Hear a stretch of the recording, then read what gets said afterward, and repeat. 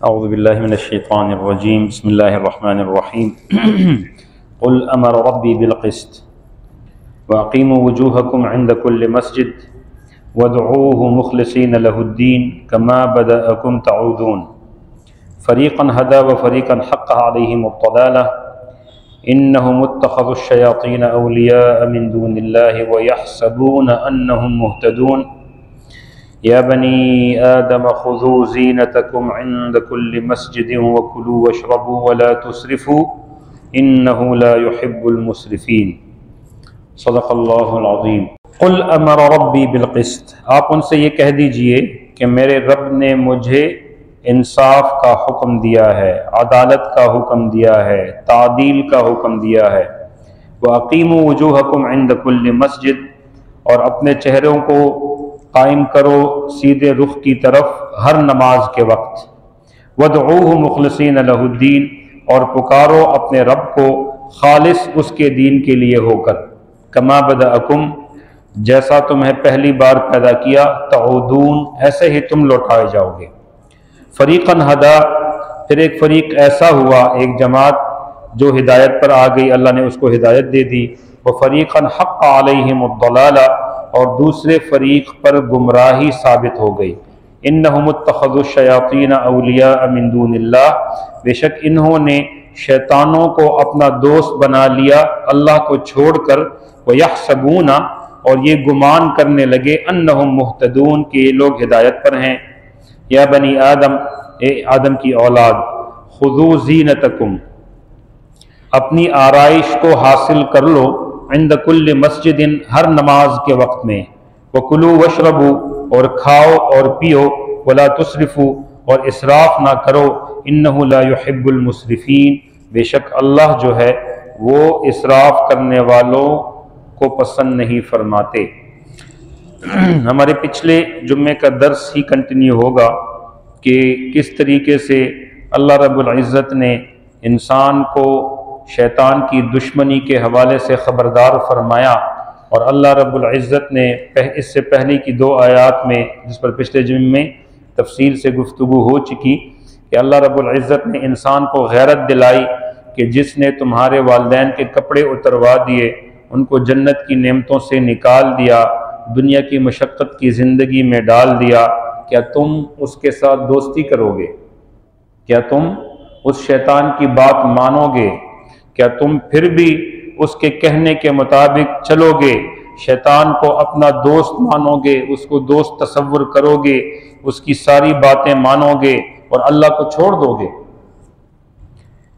यहाँ पर एक उसूल जिक्र फरमाया, क़ुल अमर रब्बी बिलक़िस्त, आप कह दीजिए कि मेरे रब ने मुझे किसका हुक्म दिया? इंसाफ का हुक्म दिया।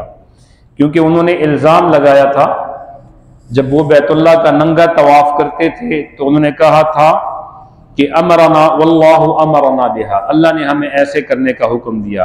उनकी इस दलील को अल्लाह काट रहे हैं इस बात पर कि कुल अमर रब्बी बिलक़िस्त, मेरा रब मुझे इंसाफ का हुक्म देता है। इंसाफ, किस्त पर, ये इस्लाम का मिजाज है। इस्लाम के दो मिजाज हैं। एक इस्लाम का मिजाज इंसाफ का है, इफरात और तफरीत से बिल्कुल पाक होकर एक दरमियानी रास्ता इख्तियार करना, यह शरीयत का मिजाज है। जिसने इस मिजाज को समझ लिया उसने शरीयत के मग़ज़ को पा लिया। हम बिल्कुल किनारों पर रहते हैं। शरीयत आपको एतदाल सिखाती है और एतदाल जिंदगी है। एतदाल ये ज़मीन और आसमान का जो क़याम है ये अदल की बुनियाद पर है। आसमान एक ख़ास ज़ाविये के साथ कायम है। अल्लाह पाक इसके ज़ाविये में कमी बेशी ले आएंगे तो अल-हाक़्क़तु मल-हाक़्क़तु वमा अदराका मल-हाक़्क़ा, आसमान का निज़ाम दरहम बरहम हो जाएगा। ज़मीन के अंदर एक मोतदिल कशिश सिकल मौजूद है। ये कशिश सिकल ख़त्म हो जाए तो ज़मीन पर चलना मुश्किल हो जाए। ये ज़मीन हमें अपनी कशिश की बुनियाद पर चलाती है और बैलेंस करके चलाती है। हम जिंदगी गुजारते हैं, अपनी मुआशरती ज़िंदगी में, अपनी समाजी ज़िंदगी में अगर एतदाल को हम छोड़ दें तो इंसान एक तरफ झुक जाए तो उसका झुकाव ये उसको कमज़ोर कर देता है। मसलन शादी करके और उसका झुकाव या वालिदैन की तरफ ज़्यादा हो जाए या बेगम की तरफ ज़्यादा हो जाए तो उसकी ज़िंदगी अजीरन हो जाती है। और अगर एतदाल के साथ वो दोनों को साथ लेकर चलता है, जो वालिदैन के हुकूक हैं उसमें कमी बेशी नहीं होने देता, और जो घर वालों के बीवी बच्चों के हुकूक हैं उसमें कमी बेशी नहीं होने देता, और दोनों को अच्छे तरीके से टैकल और हैंडल करता है, तो उसकी ज़िंदगी बड़े अच्छे तरीके से गुजरती है। गाड़ी का बैलेंस आउट हो जाए, उस स्पीड में जाती है तो 100 से ऊपर दग दग करने लग जाती है। साइकिल के दो पहियों का बैलेंस आउट हो जाए तो उसमें खराबी आ जाती है। अब पैडल मारते जाएं, जोर लेती है, बैलेंस बराबर हो तो स्मूथ तरीके से चलती है। इसी तरह हमारे जिंदगी का बैलेंस है, इंसान के जिस्म का भी अपना बैलेंस है, एक अदल है। अगर ये बैलेंस आउट हो जाए तो इंसान के सुनने में, देखने में, चलने में मसाइल क्रिएट हो जाते हैं। पहले भी मैं जिक्र कर चुका हूं, हमारा एक दोस्त था, उसके कानों का बैलेंस आउट हो गया। बैलेंस आउट हो गया तो वो खड़ा नहीं हो सकता। अभी तो काफी बेहतर हो गया अल्हम्दुलिल्लाह। और जब वो खड़ा होता था तो एक साइड पे गिर जाता था, एक कान का बैलेंस आउट कम था और एक का ज्यादा था, नहीं चल सकता था। दूसरा एक बंदे मेरे पास आया, उसने कहा कि मेरे बाबा की उसके साथ एक बंदा होना लाजिम है, उसकी चाल का बैलेंस आउट हो गया है।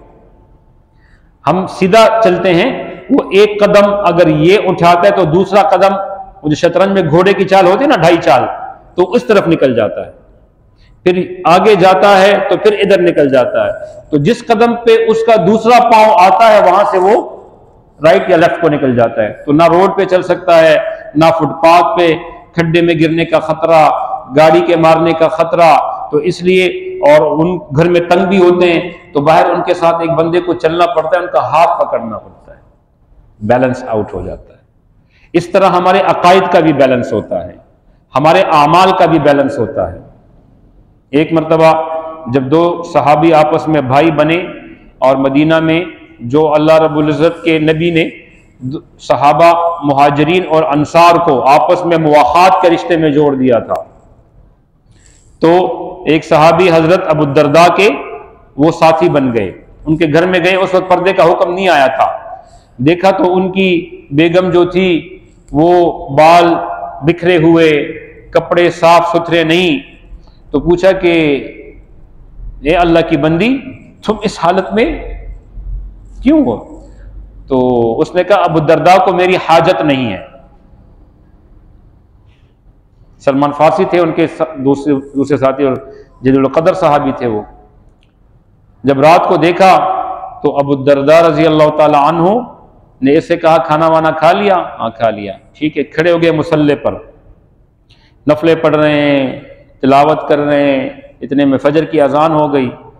फजर की अजान के बाद सीधे मस्जिद नबवी चले गए, नमाज अदा की और आके फिर आराम किया। शाम को ये फिर घूमते घामते जब आए अपने कारोबारी मसरूफियात से, तो अल्लाह के नबी ने फिर अबू दरदा के पास भेज दिया कि जाओ। रात को देखा तो फिर सारी रात ये नफले पढ़ रहे हैं, तिलावत कर रहे हैं। तो उसको कहा कि अबू दरदा, ये तुम्हारी बीवी है, तुम्हारे बच्चे हैं, तुम इसको भी वक्त दो, बीवी को भी वक्त दो। मुआशरती ज़िंदगी है, आपकी आइली ख़ानदानी ज़िंदगी है, और तुम ये गलत कर रहे हो। तो उसने कहा तुम्हारी हिम्मत कैसे हुई, जैसे हमारे यहाँ आजकल के सूफी होते हैं, तुम्हारी हिम्मत कैसी हुई मुझे अल्लाह की इबादत से रोकने की? मैं जाके अल्लाह के नबी से तुम्हारी शिकायत करूंगा।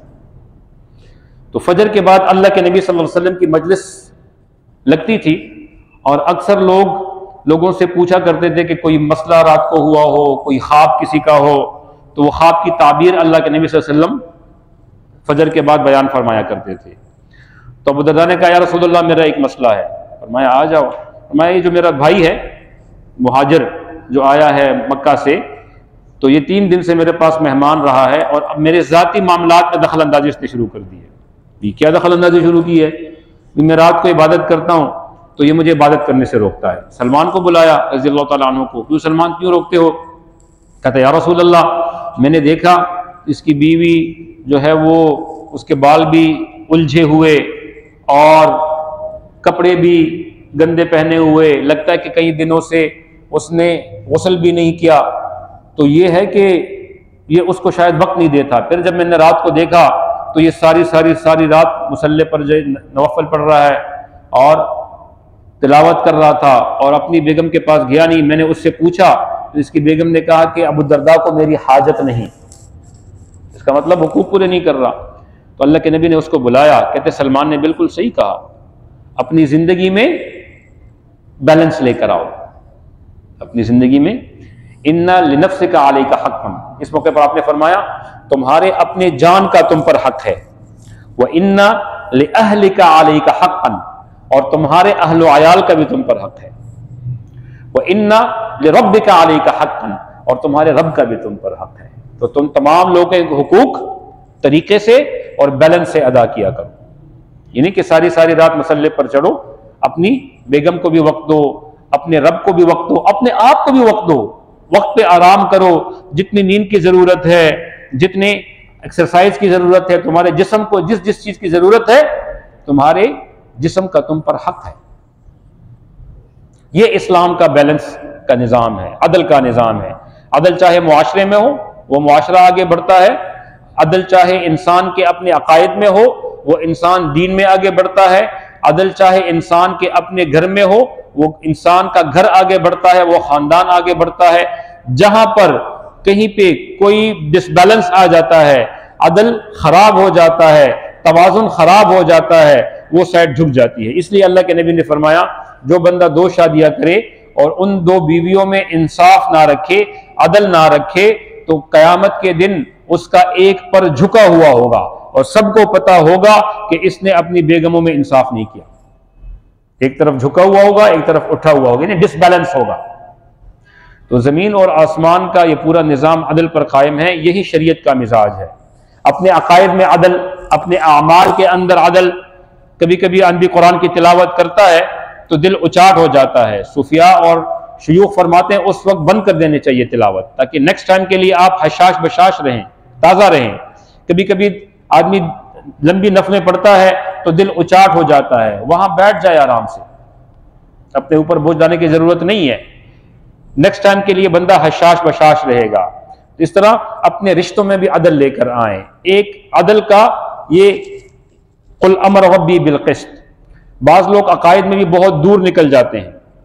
बाज लोग मुस्तहब्बात पर इतना जोर देते हैं और फराइज को तर्क कर देते हैं। बाज लोग वाजिबात को नसियन मनसिया कर देते हैं और जो मुस्तहब्बात और मुबाह चीजें हैं उनको फर्ज के दर्जे तक ले जाते हैं, फराइज को छोड़ देते हैं। मसलन अकीका है, अकीका एक सुन्नत है, मुस्तहब चीज है। बाज लोग इसको फर्ज का दर्जा देते हैं, कहीं से कर्ज लेकर और वो लेकर, नहीं मैंने अकीका लाजिम करना है। ये तो मुस्तहब चीज है, अल्लाह ने वुसअत दी है, कर लो। वुसअत नहीं है तो जरूरत नहीं कि तुम 2 बकरे लाजमी ज़िबा करने।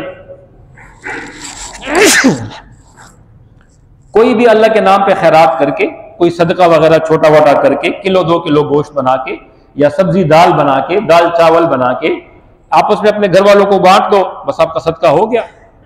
और अल्लाह के नबी ने फरमाया बेहतरीन सदका वो है जो अपने घर वालों को खिलाए बंदा। इस्तेहबाबी सदके की बात करूं, एक होता है नजर का सदका, वजूबी सदका, वो मिस्कीनों गरीबों का हक है, वो अपने घर वालों को नहीं खिला सकते। जो आपने मन्नत मानी हो या जो वाजिबी सदका हो तो वो घर वालों को नहीं खिला सकते, वो बाहर ही खिलाना होगा। जो इस्तेहबाबी और सुन्नत सदका है तो अपने घर वालों को खिला दे। अदल लेकर आए। दूसरा जो बुनियादी उसूल शरीयत का है और जो शरीयत की मिजाज है, शरीयत का मिजाज है वो सफाई है, पाकी। पाकी को ईमान का हिस्सा कहा गया और पाकी को ये ईमान का हिस्से के साथ साथ निस्फ ईमान भी कहा गया है। अब शरीयत देखें इंसान की जाहिरी पाकी पर कितनी तवज्जो देती है कि हर नमाज के वक्त में मुंह हाथ को धोना, कुली करना ताकि मुंह से बदबू ना आए और चेहरा पाक साफ रहे। गुस्ल कम अज कम 7 दिनों के अंदर 1 मरतबा करना पहले वाजिब था, फिर जब वुसात आ गई तो अब कम अज कम 1 मरतबा करना मसनून है, सुन्नत मुअक्कदा है 1 मरतबा गुस्ल करना। अल्लाह के नबी सल्लल्लाहु अलैहि वसल्लम तरगीब दी, जब भी घर में जाओ मिसवाक जरूर किया करो, ताकि मैदे और दांतों की बदबू से ना तुम परेशान रहो, ना तुम्हारे आसपास जिनसे तुम बात करते हो वो परेशान रहे। बाज़ हज़रात करीब में बैठते हैं और ऐसे भभूके आ रहे होते हैं उनके मुंह से कि सुभान अल्लाह, और वो और भी करीब मुंह करते हैं, आप उनसे दूर रहो और भी करीब करते हैं। बंदा करे तो क्या करे, शरीयत ने इसको पढ़ना पसंद फरमाया है। 5 दफा तो नमाज में मसवाक, जो बंदा मसवाक के जरिए से नमाज पढ़ता है उसकी नमाज बगैर मसवाक के नमाज पढ़ने से 27 दर्जा ज्यादा कीमती होती है। शरीयत ने ये मिजाज है। जेरे नाफ बाल होते हैं जो नजर नहीं आते, तो एक खास मिकदार के ऊपर शरीयत ने कहा कि इसको काटना वाजिब है, क्योंकि वहां मैल जमता है, पसीने जमते हैं, उससे बदबू आती है, तकलीफ होती है। बगल के बाल हैं, जेरे नाफ बाल होते हैं, तुम्हारे बाल, मूंछों के बाल जो है जब पानी पीने लगो, खाना लगो, तुम्हें डिस्टर्ब ना करे, तो इसलिए इन होंठ के ऊपर के लेयर से ऊपर इसको काटना यह वाजिब है। इससे नीचे खाने में पड़ जाए तो मकरूह है, क्योंकि सामने वाला जब देखेगा उसकी तबीयत पे बोझ आएगा, तो शरीयत ने इसको नापसंद फरमाया है। इसी तरह कि शरीयत ने सफाई के मिजाज को मुकद्दम रखा है हर चीज पर। फरमाया कि जो खवातीन घर की सफाई करती हैं उनके लिए मुख्तलिफ अजर का ऐलान किया। जो अपने घरों को साफ सुथरा रखते हैं, अपने आसपास की जगहों को साफ सुथरा रखते हैं, सफाई को ईमान का हिस्सा कहा। इसी तरह शरीयत ने इंसान की जो रूहानी सफाई है उस पर भी तवज्जो दी है। जिस्मानी सफाई के साथ जो रूहानी सफाई है, उसके ख्यालात की सफाई, उसके तखय्युलात की सफाई, उसके दिल की सफाई, उसके रूह की सफाई। जो गलीज बीमारियां मुआशरे के अंदर नासूर बनकर फैल जाती हैं उसकी सफाई। सबसे बड़ी बीमारी वो झूठ है, रूहानी बीमारी, हसद है, कीना है, बुग़्ज़ है, एक दूसरे से बेजा नफरत करना है, बहतान लगाने हैं। इसको हम बीमारी ही नहीं समझते।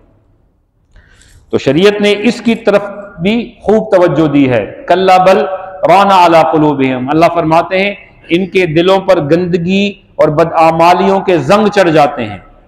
बिमा कानू यक्सिबून, जो ये अमल करता है उसका उसके बाकायदा असरात होते हैं, जिस्म पर भी, कल्ब पर भी और रूह पर भी।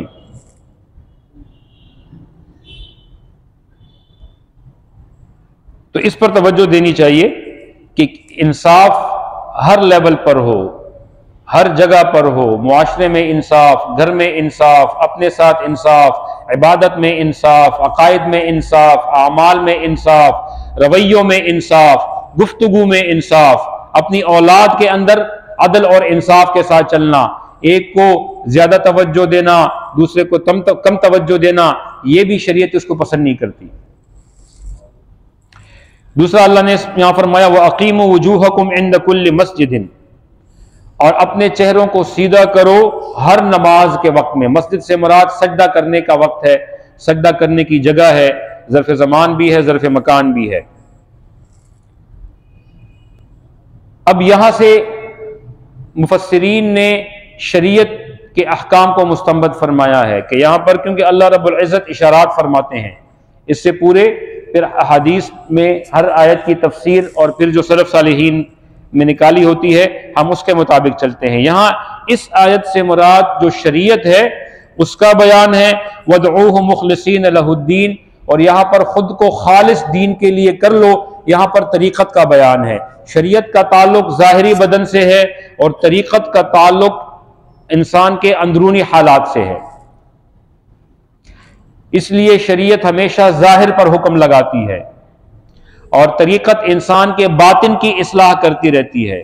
जो शरई शयूख होते हैं वो ऐसे आमाल देते हैं जिनसे इंसान के गुनाहों के असरात झड़ते हैं और अंदर जुल्मत ख़त्म होकर नूरानियत बढ़ती जाती है। तो इसमें कोई तज़ाद नहीं है। अल्लाह के नबी सल्लल्लाहु अलैहि वसल्लम अपने सहाबा को इसकी बाकायदा तरबियत दिया करते थे कि किस तरीके से अपने दिल के बर्तन को खाली रखकर अल्लाह के खजानों से हासिल करना, अल्लाह की जात से नूर को हासिल करना। अल्लाहु नूरुस समावाति वल अर्द, अल्लाह ही तमाम कायनात का नूर, अल्लाह से मुस्तफाद है, अल्लाह पाक से हासिल किया गया है। तो जो बंदा जितना नूर अपने बर्तन जितना बड़ा हो उसका और जितना गहरा हो उसके मुताबिक अल्लाह पाक से नूर हासिल कर ले। दिल के बर्तन को खाली रखे। यहाँ पर अगर गंदे ख्यालात हों, नफरतें हों, एक दूसरे के बारे में गलाजतें हों, बुरे ख्यालात हों, बुरी नीयतें हों और उसके बारे में हर वक्त दिमाग में किसी को नुकसान देना पहुंच रहा हो, तो अल्लाह ऐसे दिलो दिमाग में कभी भी तशरीफ नहीं लाते, क्योंकि ये गलाजतें हैं और अल्लाह नूर है, फरिश्ते लतीफ़ हैं। इस हद तक आता है कि इंसान जब तिलावत करता है कुरान पाक की तो चंद फरिश्तों के अलावा जो हामिलीन वही थे, बाकी फरिश्तों को कुरान की तिलावत की इजाज़त नहीं है। और फरिश्ते कुरान के उशाक हैं, ये आशिक हैं, आशिक फिरते रहते हैं दुनिया में। जहाँ कुरान की तिलावत उनको नज़र आती है तो वो उस तरफ कहते हैं कि आए आए आए, हमने अपना मकसद पा लिया। और जो कारी होता है, जो तिलावत कर रहा होता है, उसके करीब आते जाते हैं और कुरान के अल्फाज से जो नूर निकलता है वो हमें तो नज़र नहीं आता और फरिश्तों को तो नज़र आता है, और फरिश्तों की ज़रूरत भी है ये नूर, तो वो इसको अपने अंदर लेते रहते हैं, जिससे उनकी क़ुव्वत और सलाहियत में इजाफा होता है। हत्ता कि अल्लाह के नबी ने फरमाया कि फरिश्ते इतने करीब आ जाते हैं कि अगर कुरान पढ़ने वाले ने कोई लहसुन या प्याज ना खाया हो या अदरक ना खाई हो, यानी उसके मुंह से बदबू अगर ना आती हो, तो फरिश्ते इसके होंठों पर अपने होंठ रख कर कुरान की नूरानियत को बराह रास्त अपने अंदर लेना शुरू कर देते हैं। और अगर इसने कुछ खाया हो और मुंह से बदबू आ रही हो, तो जहां तक उसकी बदबू का असर होता है वहां पर जाकर फरिश्ते रुक जाते हैं और उस नूर को उस तरीके से फिर लेते हैं। इसलिए अल्लाह के नबी ने फरमाया, जब भी आप जाए कुरान की तिलावत के लिए, नमाज के लिए, तो पहले मिसवाक के जरिए से अपने मुंह की बदबू को ख़त्म करे। अल्लाह के नबी जब घर तशरीफ़ ला जाते थे तो मिसवाक फरमाते थे, जब रात को बिस्तर पर तशरीफ़ ले जाते थे तो मिसवाक फरमाते थे।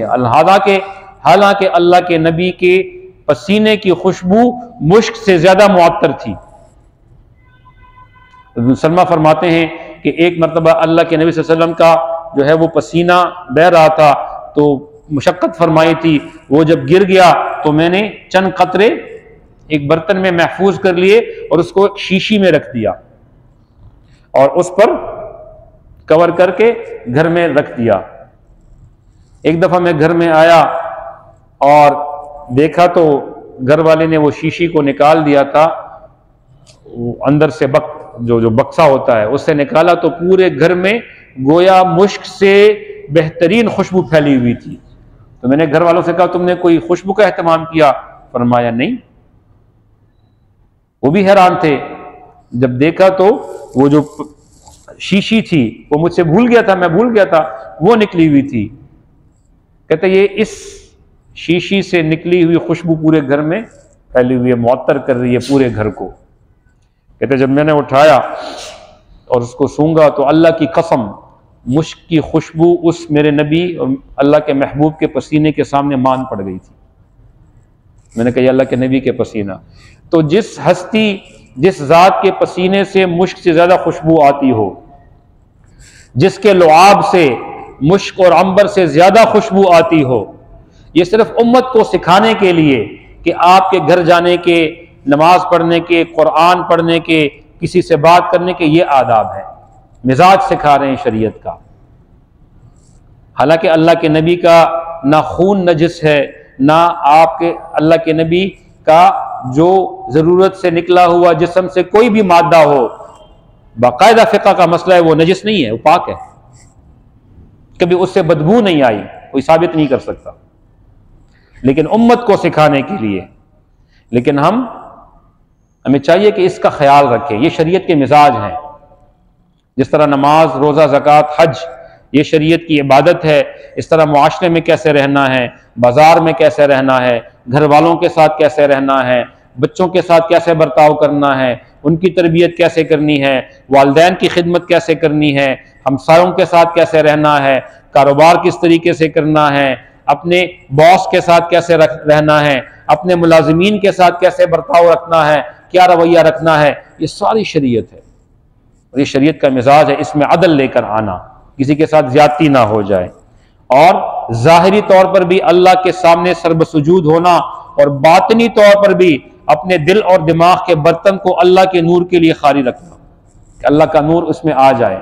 इंसान दो चीज़ों का मजमूआ है ना, एक चीज़ नज़र आती है, एक चीज़ नज़र नहीं आती। जिस तरह जिस्म है ये नज़र आता है, रूह है वो नज़र नहीं आती।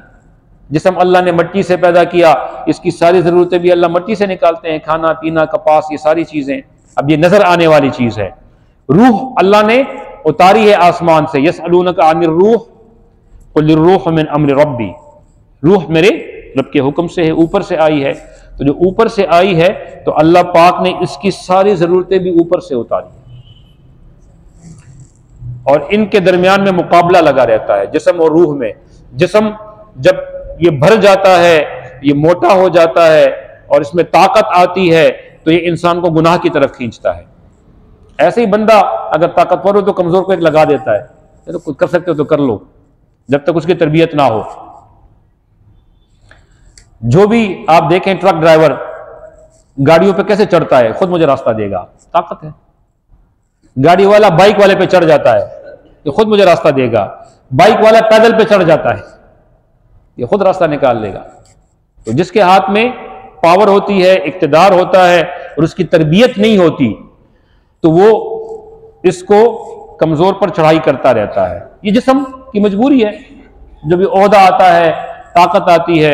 इसलिए ये जो हमारा सरमायादाराना निज़ाम है, कैपिटलिज्म है, इसमें भी कहा जाता है कि दुनिया जो है वो सर्वाइवल फॉर द फिटेस्ट है। जो जिंदा रहने का हक रखता है, जो फिट होगा वो जिएगा, बाकी कीड़े मकोड़े हैं इनको मार दो। यहूदियों का भी तो यही अकीदा है कि हम ही अल्लाह के नहनु अबनाउ व अहिब्बा, हम अल्लाह के बेटे हैं और हम ही उसके महबूब हैं। इसके अलावा जो गैर यहूदी हैं, जो गैर यहूदी हैं, वो सारे कीड़े मकोड़ों और जानवरों की हैसियत है उनकी। इसलिए अपने फायदे के लिए जिस तरह हम जानवरों को काटते हैं अपने मकसद के लिए, ईद पे जानवरों को काटते हैं। आप जाएं यहां पर जो हाईवे के रेस्टोरेंट्स में और या रेस्टोरेंट में कई बकरे लटके हुए होंगे, कई मुर्गियां लटकी हुई होंगी, अपने मतलब के लिए काटते हैं हम उसको। तो ऐसे यहूदियों का यह अकीदा है कि इन सारी दुनिया के इंसानों को, गैर यहूदियों को अपने मकसद के लिए काटना यह उनके मजहब में जायज है, बल्कि ऐन इबादत है। सिर्फ जो उनकी सहयूनी तहरीक के अंदर शामिल है उनके साथ उनको वो अपना खादिम समझते हैं, अपना जो मिशन में जो है वो सांझा समझते हैं। बाकी सारे मुसलमान हैं, हिंदू हैं, ईसाई हैं, जितने भी हैं, गैर सहयूनी और गैर यहूदियों को वो कीड़े मकोड़े समझते हैं। ये बाकायदा उनके प्रोटोकॉल्स का हिस्सा हैं। तो दो चीजों से इंसान बना है, रूह और जिस्म। जब ये मिलते हैं तो इंसान को इंसान कहते हैं। जब ये अलहदा हो जाते हैं तो इंसान को मुर्दा कहा जाता है, इंसान नहीं कहा जाता। फिर उससे कहा जाता है इसको जल्दी जल्दी दफना दो, वरना दिन से ज्यादा इसकी बदबू से हम परेशान हो जाएंगे। और उसी इंसान की बदबू से अपने रिश्तेदार परेशान हो जाते हैं। अबू लहब कितना खूबसूरत तरीन था। अबू लहब को कहा जाता है शोले का बाप। इतना खूबसूरत था कि मक्का की लड़कियां उसको देखने के लिए जब ये चलता था तो ऊपर खिड़कियों से झांका करती थी, सिर्फ इसको एक नजर देखने के लिए। लेकिन उसने अपनी रूह पर मेहनत नहीं की। जब मर गया तो पूरे मक्का में बदबू फैल गई उसके जिस्म की बदबू की वजह से, और उसकी बदबू की वजह से उसके अपने बच्चे उसके करीब जाने से कतरा रहे थे। फिर एक लंबे बांस उन्होंने उठाए और उसको बांसों पे उठाकर खड्डे में डाला और उस पर जल्दी जल्दी मिट्टी डाल दी ताकि उसकी बदबू बाकी लोगों को परेशान ना करे।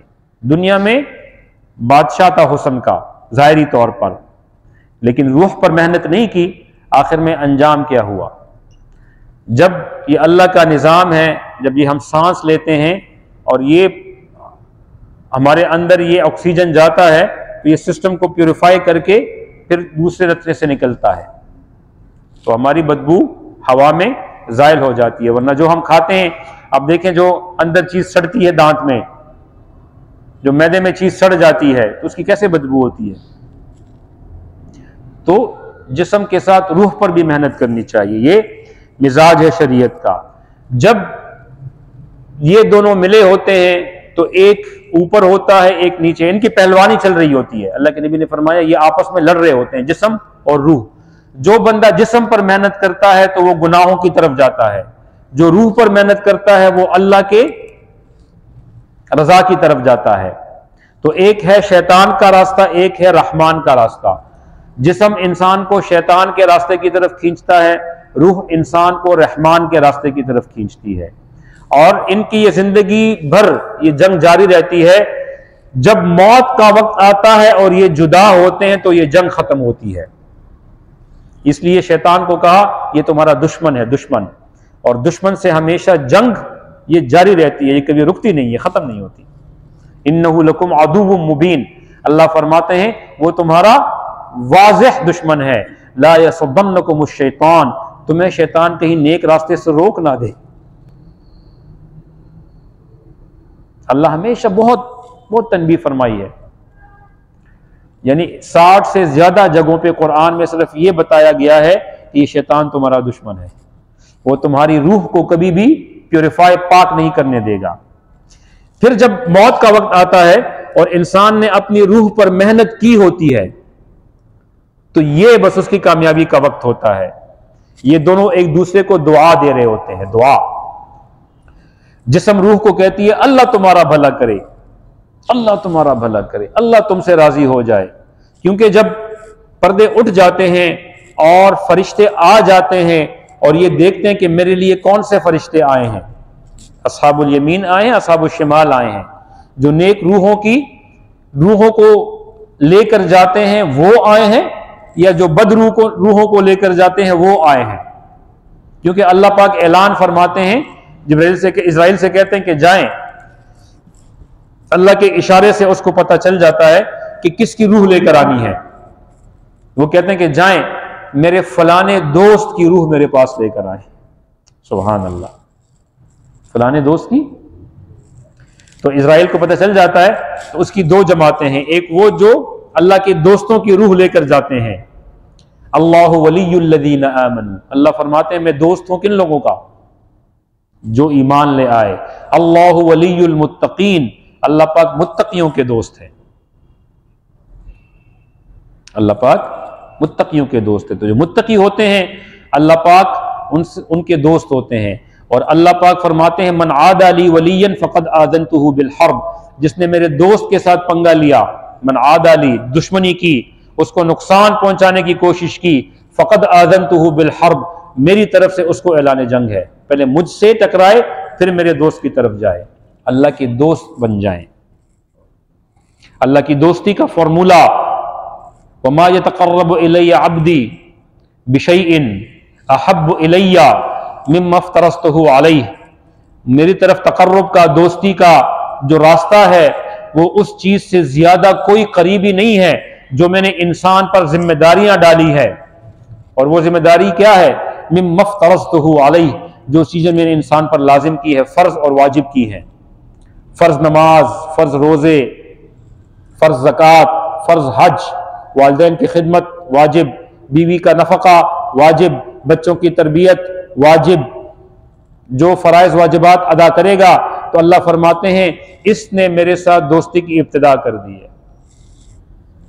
वला यज़ालु अब्दी यतक़र्रबु इलैया बिन नवाफिल, और इंसान की ये दोस्ती का सफर मेरी तरफ ये चलता रहता है, चलता रहता है, चलता रहता है। और इसमें तेजी आती है नवाफिल के साथ, फर्ज नमाज के साथ नफल अदा कर दिए, फर्ज रोज़ों के साथ नफल, अयाम बीज के जुमेरात पीर का रख दिया, ज़कात के साथ सदकात, हज के साथ उम्रे, तवाफ, वालिदैन की वजूबी खिदमत के साथ इस्तेहबाबी खिदमत, बच्चों पर ज़्यादा खर्च करना, हमसायों का ख्याल रखना, रास्ते से मुसीबत वाली चीज़ को हटा देना, कांटों को हटा देना, ये सारे अल्लाह की तरफ कुर्बत वाले सारे वो आमाल हैं जो अल्लाह ने फरमाया ला यज़ालो, ला यज़ालो कंटिन्यूस टेंस है, इसमें कंटिन्यूटी आती है, इस्तिमरार है। जब तक ये नफलों में इजाफा करता रहेगा मेरी तरफ दोस्ती का सफर इसका तेज होता रहेगा, हत्ता उहिब्बहु, यहां तक कि मैं इससे मोहब्बत करने लगता। फ़इज़ा अहबब्तुहु, फिर जब मैं किसी से मोहब्बत करता हूं तो फ़कुन्तु समअहु अल्लज़ी यस्मअु बिही, मैं इसके कान बन जाता हूं जिससे ये सुनता है। व बसरहु अल्लज़ी युबसिरु बिही, उसकी नजर बन जाता हूं, उसकी आंख बन जाता हूं। कान कभी मेरी मर्जी के खिलाफ चीज नहीं सुनेगा, बंद कर देगा। मैं अल्लाह नाराज होता है, मैंने नहीं सुनना। किसी की ग़ीबत मैंने नहीं सुनना भाई, झूठ मैंने नहीं सुनना, किसी पर इल्जाम मैंने नहीं सुनना। जाओ अपना काम करो। गलत चीज मैंने नहीं देखनी, फौरन नजर फेर लेता है। अल्लाह नाराज होते हैं। वयदहुल्लती यब्तिशु बिहा, और उसके हाथ बन जाता हूं जिससे ये पकड़ता है। गलत चीज को हाथ नहीं लगाएगा। रिश्वत, गलत काम, हराम का माल, हराम जगह, हराम चीज, हटाओ जी, नहीं चाहिए मुझे, मैं उसका हाथ बन जाता हूं। वरिजलहुल्लती यमशी बिहा, और उसके पांव बन जाता हूं जिससे वो चलता है, गलत जगह पे नहीं जाएगा। आप तसव्वुर करें, हदीस कुदसी है, मुस्लिम और बुखारी दोनों में मौजूद है, अबू हुरैरा से रिवायत है रज़ी अल्लाह तआला अन्हु से। आप सोचें कि अल्लाह पाक कहाँ अल्लाह की जात, लेकिन इंसान एक कोशिश शुरू कर दे अल्लाह के करीब जाने की, अल्लाह कितने कदरदान है कि अल्लाह पाक इंसान के आज़ा को अपनी जात से तशबीह दे रहे हैं। मैं बन जाता हूं, उसके कान भी, उसके हाथ भी, उसके पांव भी, उसकी नजर भी बन जाता हूं। ये अल्लाह कदरदान है। आगे फरमाते हैं, आगे बहुत मजेदार बात है, आगे फरमाते हैं अल्लाह पाक जब इस तरीके के साथ और इस आमाल के साथ, इस तबीयत के साथ, इस मिजाज के साथ, फ़इज़ा सअलनी, ये बंदा मुझसे सवाल करता है, लउअतियन्नहु, लउअतियन्नहु, मैं जरूर बिजरूर इसको देता हूं। लउअतियन्नहु, लउअतियन्नहु, यहां पर अरबी जानने वाले बहुत बच्चे भी बैठे हुए हैं, तलबा भी बैठे हुए हैं। एक कायदा है अरबी का, जब हम कहते हैं ना कि भाई ये काम करो, ये मैं काम करूंगा, ये मैं बिल्कुल करूंगा, मैं लाजिम करूंगा, लाजिम बलाजिम करूंगा, तो ये जो इस ताकीद होती है, जब ताकीदात तीन बढ़ जाएं तो ये कसम का माना देती है। तो यहां पर उअतियहु असल में क्या है, उअतियहु, लेकिन शुरू में अल्लाह पाक एक ताकीद लेकर आए हैं ला, और आखिर में दो नून, लउअतियन्ना। तो उलमा फरमाते हैं ये तीन ताकीदात जमा हो गई। अल्लाह पाक यहां पर अपने इज्जत की कसम खाते हैं कि मैं अपने दोस्त को जरूर भी जरूर दूंगा। ये हो नहीं सकता कि मुझसे मांगे मैं उसको दूं नहीं, लेकिन हिकमत का तकाजा यह है कि कब दूंगा ये अल्लाह ने नहीं फरमाया, दूंगा जरूर ये फरमाया। इसलिए हमें पता नहीं होता कि कौन सा वक्त हमारे लिए मुनासिब होता है। अल्लाह पाक उस वक्त दे दे जब हमें जरूरत होती है, या तो दुनिया में दे देते हैं, या मौत की सख्ती को दूर कर देते हैं, या आखिरत में दर्जात बुलंद कर देते हैं। और जन्नत को जब देखेगा आदमी, मेरे नबी ने फरमाया जो बंदा जन्नत को देखेगा और अल्लाह की अता और एहसान को देखेगा तो बोलेगा काश दुनिया में मेरा जिस्म, जिंदा जिस्म कैंचियों से कुतरा जाता और मेरे जिंदा जिस्म से खाल मेरी उतारी जाती, वो मैं बर्दाश्त कर लेता अगर मुझे यहां के मज़ों का पता होता। वो मुसीबत इसके आगे क्या है। आज हमारे सर में दर्द होता है, क्या कहते हैं, अल्लाह ने मुझे ही देख लिया है, फलाना तो मुझसे ज्यादा गुनहगार है, उसके पास तो ज्यादा दौलत है, उसके पास तो बड़ी गाड़ी है, उसके पास तो बड़ा बंगला है, उसके पास तो ज्यादा उसकी नगीना औलाद है, मेरी औलाद नहीं है, या जनाना औलाद है, या बच्चे ऐसे हैं, या बीमार हैं, या माजूर हैं। तो क्या नहीं, शिकायत नहीं करनी। पता नहीं कि बंदे को एक मुसीबत देकर और उस पर जो वो सब्र और शुक्र कर ले, अल्लाह पाक ने उसके लिए क्या कुछ रखा हुआ है। ला आइनुन रअत, किसी आंख ने उसका मुशाहदा नहीं किया। लहुम फीहा मा तश्तही अनफुस, उनके लिए हर वो चीज होगी जो उनका दिल चाहेगा। वह तलज़्ज़ुल आयुन, और जिनसे उनकी आंखों को लज्जत मिलेगी, आंखों की ठरक पूरी होगी। यही होगा इसका तर्जमा। आंखों को लज्जत मिलेगी, आंखों की ठरक पूरी होगी, जो भी इसकी आंखों को चीज भाएगी अल्लाह पाक वही उसको अता फरमाएंगे। यहां पर बस सब्र करना है। तो अल्लाह फरमाते लअउतियन्नहु, हम जरूर भी जरूर उसको देंगे। ये हो नहीं सकता कि हम अपने दोस्त की बात को रद्द करें, बल्कि इस हद तक है कि अल्लाह रब्बुल इज्जत बाज अपने दोस्तों को, अब पता नहीं ये बात मैं कहने लगा हूं कौन हजम कर सकेगा या नहीं कर सकेगा, क्योंकि थोड़ा सा ऊंचे लेवल की बात है। एक बच्चा होता है ना, बच्चे को आप बिरयानी खिलाएं तो उसका पेट खराब हो जाता है, वो मसाले नहीं खा सकता। उसको अपने दलिया ही खिलाना है या नरम ग़िज़ा खिलानी है, उसको ना कौरमा खिला सकते हैं ना कढ़ाई खिला सकते हैं। चलिए कह देता हूं, बाज लोगों को अल्लाह पाक अपने लौह तक का एक्सेस दे देते हैं। दोस्ती जितनी पक्की होती है ना, जितनी पक्की होती है तो उतना ज्यादा बेतकल्लुफी हो जाती है। तो अल्लाह के बाज ऐसे करीबी दोस्त हैं कि अल्लाह पाक उनको लौह तक एक्सेस दे देते हैं कि वो अगर किसी की सिफारिश करें जो एक बंदे की किस्मत में ना हो, तो अल्लाह अपने दोस्त की सिफारिश पर उस बंदे की किस्मत बदल देते हैं। मसलन मेरा कोई करीबी दोस्त है तो मेरे बहुत सी चीजों तक, जाती चीजों तक उसको एक्सेस होगा जो आम लोगों को नहीं होगा। मसलन मेरा वॉलेट है, ये मेरा शागिर्द बैठा हुआ है, मैंने फोन इसको दिया कि लो मेरे फोन को आंसर करो, किसी और को नहीं दिया, क्योंकि इनका और मेरे साथ एक खास ताल्लुक है। उस ताल्लुक की बुनियाद पर मैंने अपने जाती चीज का एक्सेस इसको दे दिया। समझ गए ना? मेरा है उस्ताद जी मुझे पैसे चाहिए, जाओ मेरे वहां कमीज लटकी हुई है, पर्स में से ले लो, लाओ ये लो। तो ये मेरी जाती चीजें हैं, आम आदमी से बचा के रखता हूं इसको, कहीं कोई चोर चोरी ना कर ले, लेकिन बाज लोगों को उसका एक्सेस दे दो। इसी तरह अल्लाह पाक जो उसके करीब होते हैं, जो उसके लिए अल्लाह के लिए अपनी चीजें कुर्बान कर देते हैं, अल्लाह पाक अपनी बहुत सी खास चीजों तक उसको एक्सेस दे देते हैं जिस तक आम लोगों का कोई एक्सेस नहीं होता, पहुंच नहीं होती। अल्लाह के करीब जाएं, छोड़े मखलूकात को, मखलूकात के साथ ताल्लुक अल्लाह के हुक्म के दायरे के अंदर अंदर रहते हुए रखें और इसको इबादत समझें, ख्वाहिश ना समझें। ख्वाहिश वही हो कि अल्लाह वलियुल मुत्तकीन, इतना मुत्तकी बन जाऊं कि अल्लाह मेरा दोस्त बन जाए। अल्लाह वलियुल लज़ीना आमनू, इतना ईमान मेरे दिल में बस जाए कि अल्लाह पाक मेरे पक्के यार बन जाए, मेरे दोस्त बन जाए। अल्लाह की दोस्ती। तो अल्लाह फरमाते लअउतियन्नहु, मैं जरूर देता हूं। आगे फरमाते व इदस्तआज़नी, अगर मुझसे पनाह मांगता है, लउईज़न्नहु, तो मुझे अपनी जात की कसम, लउईज़न्नहु, मैं उसको जरूर पनाह देता हूं, पनाह देता हूं। कब देता हूं, कब देता हूं ये नहीं फरमाया, देता जरूर हूं। तो अल्लाह को जाने, अल्लाह के मिजाज को समझें, अल्लाह कब देते हैं कब छीनते हैं, अल्लाह कब खुश होते हैं कब नाराज होते हैं, किन चीजों के करने से अल्लाह की दोस्ती आती है, किन चीजों के करने से अल्लाह की दुश्मनी आती है। हम अल्लाह के मोहताज हैं, अल्लाह हमारा मोहताज थोड़ी है।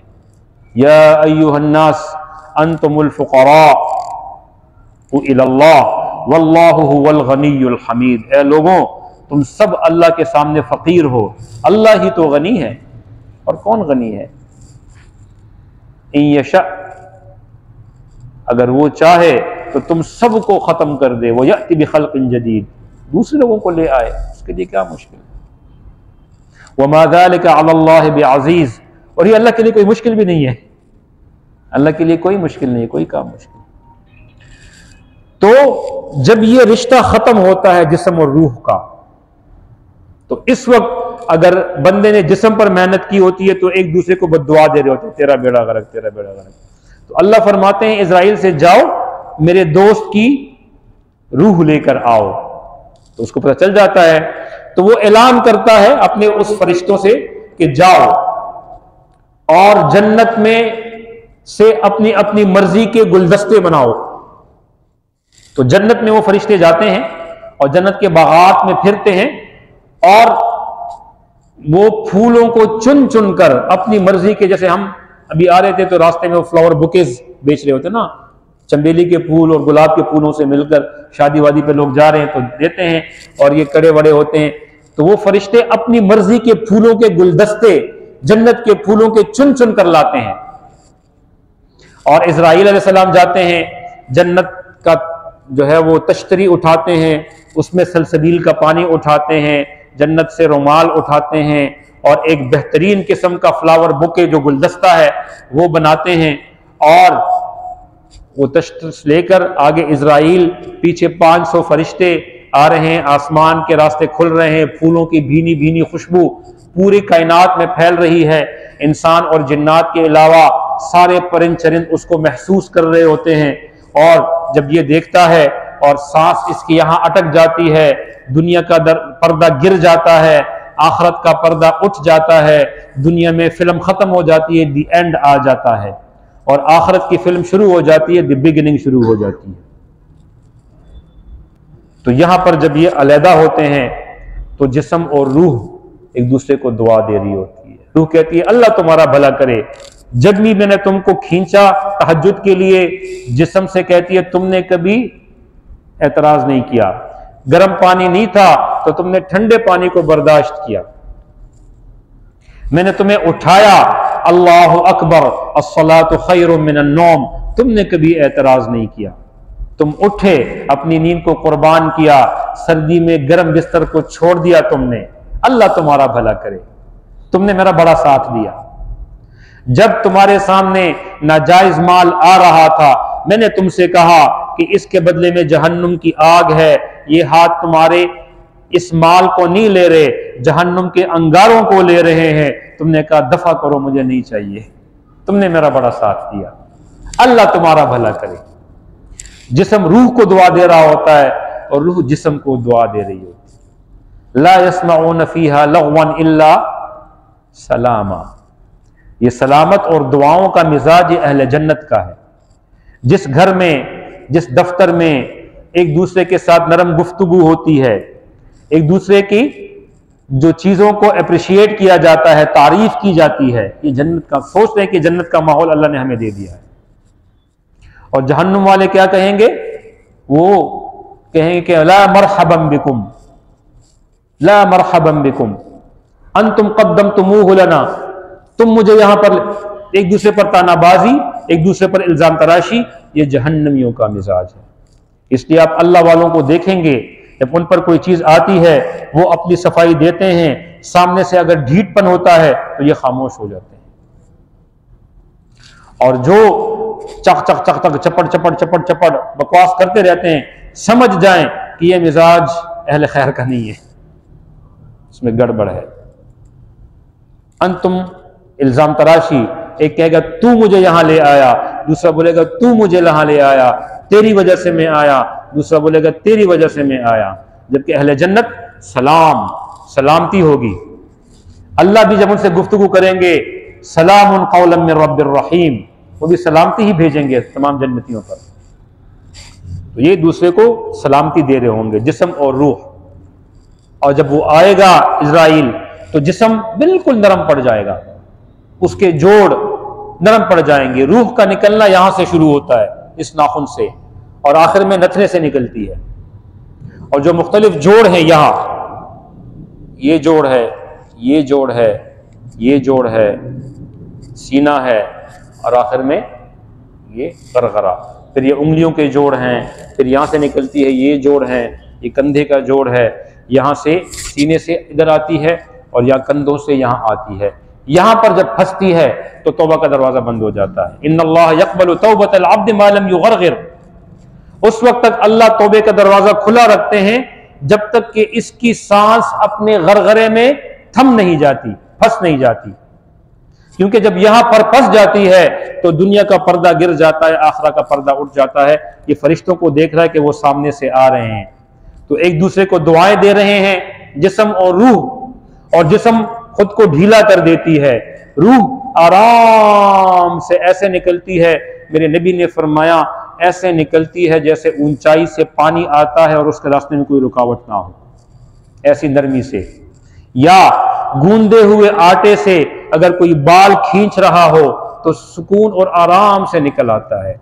ऐसे ये रूह इंसान के नथनों से आराम से निकल जाती है। जिब्राइल अलैहिस्सलाम यहाँ पर उसका रुमाल रख देते हैं और रूह निकलने से पहले वो 500 फरिश्ते आके इस रूह को फूल पेश करते हैं और कान में एक खुशखबरी देते हैं। मेरे नबी ने फरमाया हर फरिश्ते की खुशखबरी दूसरे फरिश्ते की खुशखबरी से मुख्तलिफ होती है। तो जिसकी वजह से इस जिस्म में रूह फड़क रही होती है कि कब मैं इस गलीज दुनिया को छोड़कर उन खुशखबरियों की तरफ चली जाऊं जिसकी ये अल्लाह के फरिश्ते मुझे खुशखबरियां दे रहे हैं। इस तरह इसका सफर शुरू होता है। इज़राइल अलैहिस्सलाम रुमाल जन्नत से जो उठाया होता है यहाँ रख लेते हैं, इसमें उसको लपेट देते हैं, तश्तरी पे रख दिया जाता है। सलसबील का पानी फरिश्तों को दिया जाता है कि दुनिया के पानी से पहले आप इस पानी से इसका गुस्ल कर दो। जन्नत का कफन उनको दे देते हैं कि इस दुनिया के कफन के पहनाने से पहले आप गुस्ल के बाद इसको जन्नत का कफन पहना दो। लेकिन ये चीजें हमें नजर नहीं आ रही, इसी को ईमान कहा जाता है। जिस तरह रूह नजर नहीं आती लेकिन रूह के निकलने से पता चलता है कि जिस्म बेजान हो गया है, वो मैयत बन गया है। इसी तरह ये तमाम अखबार जो जमीन के नीचे हैं और आसमान के ऊपर हैं, ये अल्लाह ने अपने अनबिया अलैहिमुस्सलाम के जरिए से, इन किताबों के जरिए से हम तक पहुंचाई हैं। और इन पर यकीन रखना ऐसे ही जैसा कि हमारे अनबिया ने हमें बताया, इसी को ईमान कहा जाता है। और इस ईमान का एक जर्रा अगर कोई बचा कर ले गया तो दुनिया के 10 गुना बड़ी जन्नत, दुनिया के 10 गुना बड़ी जायदाद, दुनिया के 10 गुना बड़ी इंटीरियर डेकोरेटेड प्रॉपर्टी का मालिक बना देगी उसको। यहां हम 1 लाख के लिए भी ईमान बेचने वाले मौजूद है ना। आप जाएं इधर सिटी कोर्ट्स में 500 रुपए, 500 रुपए में झूठी गवाही देने वाले मिलेंगे आपको, अपना ईमान बेच रहे होते हैं। झूठी कस्में खाने वाले 1000 और 500 में आपको मिलेंगे। उनको पता ही नहीं कि ईमान कितनी बड़ी दौलत है। अल्लाह पाक हमें ईमान की कदरदानी नसीब फरमाए और इसकी हिफाजत नसीब फरमाए। तो ये जो वक़ीमू वुजूहकुम इंद कुल्ली मस्जिद, शरीयत के जाहिर पर अमल करना, वदऊहु मुखलिसीन लहुद्दीन, और अपने बातिन पर मेहनत करना, अपने अंदर की गलाजतों को खत्म कर देना। यार वो भी कोई बंदा होता है जो अपने भाई के लिए अपने दिल में बुरे जज्बात रखे, अपनी माँ के लिए बुरे जज्बात रखे, अपने बाप के लिए बुरे जज्बात रखे, अपनी औलाद के लिए बुरे जज्बात रखे, अपने बहन भाइयों के लिए बुरे जज्बात रखे और उनको नुकसान देने का, उनके नुकसान पे खुश होता हो, उनके फायदे पे नाराज होता हो। अच्छा हुआ इसके साथ ये हो गया, बहुत कमजोर ईमान की दलील है। मैं कहता था अच्छा हुआ इसको। अल्लाह के नबी ने फरमाया आम मुसलमान एक जिस्म की मानिंद है, एक को तकलीफ पहुंचती है जिस्म के एक हिस्से को तो पूरे जिस्म उसके दर्द को महसूस करता है। जब आम मुसलमान के बारे में मेरे नबी का ये इरशाद, तो रिश्तेदारों जो करीबी रिश्तेदार है उनके बारे में तो आपने फरमाई तो सिला रहमी है। और रहम के जो रिश्तेदार है, रहम यानी जिसके अंदर इंसान 9 महीने तक पलता है उसको रहम कहा जाता है।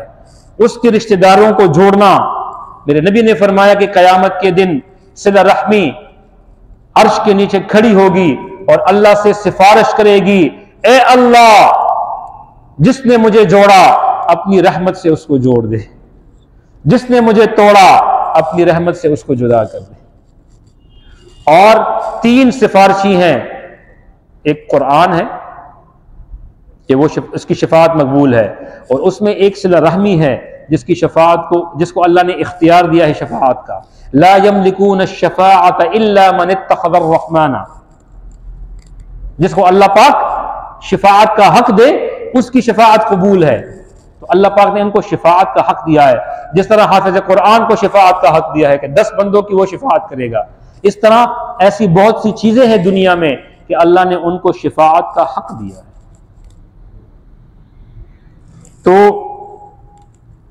हम एक ही आयत में लग गए अल्लाह करे ये हमारी ज़िंदगी में आ जाए कि अपने जो शरीयत का मिजाज है एतदाल का, अपनी तबीयतों में एतदाल लेकर आएँ, अपने मिजाजों में, अपनी इबादतों में, अपने मुआशरत में, अपने समाज में, अपनी सकाफत में, अपने बोल चाल में, अपने चाल ढाल में, अपने कौल फेल में और अपनी तबीयतों में सफाई लेकर आए, चाहे वो ज़ाहिरी सफाई हो चाहे वो बातिनी सफाई हो। अंदर जितनी गलाजतें हैं, जिसने अल्लाह के नूर को हमारे जिस्म के अंदर फैलने से मना किया है और रोका हुआ है, उन गलाजतों को ख़त्म कर दें। आमाल के ज़रिए से, जिक्र के ज़रिए से किसी शेख के साथ ताल्लुक़ जोड़ दें और उनसे सीखें कि अल्लाह की अब्दियत, अल्लाह के करीब कैसे जाया जाता है, किन आमाल के ज़रिए से कौन सा गियर में लगाऊं कि मेरी स्पीड वूम करके आगे निकल जाए, और आगे क्या खतरात हैं, कौन से मोड़ हैं। ऐसा ना हो कि उस स्पीड में मैं जाता रहूं और मोड़ में एक्सीडेंट ना हो जाए। कहां पर मुझे स्लो होना है, कहां पे मुझे तेज होना है, कहां जो है वो रोड ना हमवार है, मुझे स्पीड कम करनी है, दूसरे गियर में जाना है, हमेशा 5वें गियर में जाना ये नहीं होता। राहें हमवार ना हमवार होती हैं, तो इसके लिए उस्ताद की जरूरत होती है। ऐसे शरई शुयूख जिनका रसूख हो इसमें, तो उनका हाथ उंगली पकड़कर उस तरफ जाएं, तो इंशाअल्लाह अल्लाह पाक कभी रुसवा नहीं करेंगे। हर काम को सीख कर, समझ कर और अपनी सही डायरेक्शन में जाकर करना चाहिए, तब जाकर उसके फायदे हासिल होते हैं। आगे अल्लाह ने फरमाया, वो हम अगले जुम्मे को पढ़ लेंगे, कि कुछ लोगों पर दलालत और गुमराही ये साबित हो गई, और वो क्या समझते हैं, वो समझते हैं कि हम सीधे रास्ते पर हैं, मैं तो ठीक हूं। बात लोग होते ना कि मैं जो कहता हूं मैं ठीक ही हूं, ढीठ होते हैं, ढीठ। अल्लाह फरमाते हैं वो यहसबून अन्नहुम मुहतदून, और कुछ लोग ये समझते हैं, यहसबून वो गुमान करते हैं कि वो सही रास्ते पर है, वो ठीक है। जो बंदा अपनी गलती नहीं माने, अल्लाह पाक उसमें उजब ले आते हैं। उजब तकब्बुर से खतरनाक बीमारी है। उजब का मतलब यह है कि ज़ाहिरी तौर पर जी बिल्कुल झुक कर मिलेगा, लेकिन अंदर बोलेगा ये मेरी इज्जत क्यों नहीं कर रहा, ये मुझे तवज्जो क्यों नहीं दे रहा। इसको उजब कहा जाता है, और शैतान तवाज़ो के चक्कर में इसको उजब का कैप्सूल खिला देते हैं, जिस बुनियाद पर इसकी नफरतें लोगों से बढ़ना शुरू हो जाती है। बहुत खतरनाक बीमारी है भाई। तो जिसके अंदर फ्लेक्सिबिलिटी हो, ये इंसानियत है। जिसके अंदर मुड़ना ना हो, तो ये शैतानियत है। शैतान से गलती हुई, वो अकड़ गया, मैं इससे बेहतर हूं, मैं क्यों माफी मांगू, ये तो मिट्टी से बना है, एक्सक्यूज देने लगा, रीजनिंग देने लगा। मैं तो आग से बना हूं, आग छोड़ो तो ऊपर जाती है, मिट्टी छोड़ो तो नीचे जाती है, जो नीचे जाती है वो खराब होती है, जो ऊपर चीज जाती है वो आला होती है, मैं आला हूं, मैं क्यों सजदा करूं, अभी तक अकड़ा हुआ है। तो अल्लाह ने कहा उखरुज मिनहा, दफा हो जाओ, मज़ऊमम मदहूरा, जलील रुसवा हो जाओ, निकल जाओ। इन्ना अलैका लानती इला यौमिद्दीन, क़यामत तक तुम पर मेरी लानत बरसती रहेगी। तो जो औलिया उस शयातीन होंगे तो वो लानत में सांझे होंगे उसके साथ, और जो औलिया अल्लाह होंगे, मन तवाज़ा अलिल्लाह, जिसने अल्लाह के लिए अपनी गलती को माना, रफ़अहुल्लाह, अल्लाह उसको ऊंचा कर देते। इन्न ज़ालिका लज़ू हज़्ज़िन अज़ीम, और अपनी गलती को मानना ये कमजोर लोगों का काम नहीं है। अल्लाह फरमाते हैं लज़ू हज़्ज़िन अज़ीम, ये बड़े नसीब की बात है जिनको ये नसीब हो जाए, ये मिजाज के जोड़ के लिए, उसके लिए तवाज़ो, नीचे लगना। हम तो बेगैरती समझते हैं ना, अल्लाह के यहां तो यही गैरत है। अल्लाह को समझें, अल्लाह के मिजाज को समझें, अल्लाह किसको देना चाहते हैं, कब देना चाहते हैं। बाज लोगों की जिंदगियों में अल्लाह पाक मुसीबत, उनकी औलाद को बीमार कर देते हैं, कारोबारी नुकसान हो जाता है, उनकी खिदमत होती है लेकिन उनकी जबान पर सब्र और शुक्र होता है, उसकी वजह से अल्लाह उनके दर्जात उनके ऐसे बुलंद कर देते हैं कि 60 साल तो क्या, 60 लाख साल की जिंदगी में भी वो सिर्फ इबादत करते रहें तो अल्लाह की कसम उस मकाम तक नहीं पहुंच सकते जिस तरह अपने उन माजूर बच्चों की या अपने बीमार वालिदैन की या कोई मुसीबत आ जाए उस पर वो सब्र और शुक्र कर लें, उसकी वजह से वो जिस मकाम तक पहुंच सकते हैं वो 6 लाख साल इबादत पर भी वहां तक नहीं पहुंच सकते। तो ये अल्लाह की आजमाइशें होती हैं, इनको समझें और सब्र और शुक्र हमेशा जुबान पर जारी रहे। अल्लाह से कभी शिकायत ना आए। हज़रत उमर रज़ी अल्लाह ताला अन्हु जा रहे थे तो देखा थे एक बंदा था जो आंख से अंधा था, कान से बहरा था, आंख से अंधा, कान से बहरा और अपाहज, हाथ पांव काम नहीं कर रहे थे, और ऊपर से सोने पे सुहागा, वो कूड़ के मरज में मुब्तला था। कूड़ यानी मुताद्दी होता है कि लोग उससे नफरत करते हैं, उसके करीब नहीं जाते, दाने होते हैं पूरे जिस्म पर, उससे पीप निकल रही होती है। तो उमर ने, शेख थे, बड़े बड़े शेख थे, खलीफा भी थे, खलीफा राशिद भी थे, अल्लाह के नबी के दोस्त भी थे, यार भी थे, ससुर भी थे, बहुत रिश्ते थे अल्लाह के नबी के साथ। तो अपने सहाबा से, अपने जो वो थे साथी थे, फरमाया, अब देखें तरबियत का मिजाज देखें, तरबियत, फरमाया कि आप देखें कि इसके अंदर अल्लाह की नेमतों को ढूंढो। तो उनके दोस्तों ने कहा कि या खलीफतुल मुमिनीन, इसके अंदर क्या अल्लाह की नेमत है? आंखों से ये अंधा है, देख नहीं सकता, कानों से ये बहरा है, सुन नहीं सकता, हाथ पांव से ये शल है, ये चल फिर नहीं सकता, कोई चीज पकड़ नहीं सकता, और ऊपर से कोई इसके करीब खिदमत के लिए भी नहीं जा सकता, कूड़ का मरज है। हज़रत उमर ने फरमाया, क्या अल्लाह पाक इसके पेशाब और पखाने को सहूलत के साथ अदा करवाते हैं? ये नेमत क्या कम है? इस एक नेमत को देख लें, आदमी की कब्ज हो जाता है तो दिल भी खराब, दिमाग भी खराब, हाथ पांव भी काम छोड़ देते हैं। अल्लाह पाक कितने सहूलत के साथ हमारी ये जरूरतें पूरी करवा रहा है। सांस हम लेते हैं, सहूलत से निकल गई, कितनी बड़ी नेमत है। इसलिए कुफार की भी दो किस्में हैं, इस पर अगले मुझे याद दिलाइएगा, दो किस्में बात करेंगे, और अपने आमाल को दुरुस्त करने का इलाज भी मैं आपको बताऊंगा, तरीका भी बताऊंगा इंशाअल्लाह। अपनी तबीयत के इस दिमाग के बर्तन को कैसे धोना है, कौन सा साबुन इस्तेमाल करना है, कौन सा सर्फ इस्तेमाल करना है, और अपने दिल की गलाजतों को कैसे धोना है इंशाअल्लाह। अल्लाह पाक अमल की तौफीक अता फरमाए। आखिर दावाना अल्हम्दुलिल्लाह। अल्लाहुम्मा इन्ना नस्अलुका मिन खैरि कुल्लि मा सअलका मिन्हु अब्दुका व नबियुका व हबीबुक सय्यदुना व मौलाना मुहम्मदुन सल्लल्लाहु अलैहि वसल्लम व इबादुका सालिहून व नऊज़ु बिका मिन शर्रि कुल्लि मा इस्तआज़का मिन्हु अब्दुका व नबियुका व हबीबुक सय्यदुना व मौलाना मुहम्मदुन सल्लल्लाहु अलैहि वसल्लम व इबादुका सालिहून व अंतल मुस्तआन व अलैकल बलाग व ला हौला व ला कुव्वता इल्ला बिल्लाह। सल्लल्लाहु तआला अला खैरि खल्क़िही मुहम्मदिन व आलिही व अस्हाबिही अजमाईन।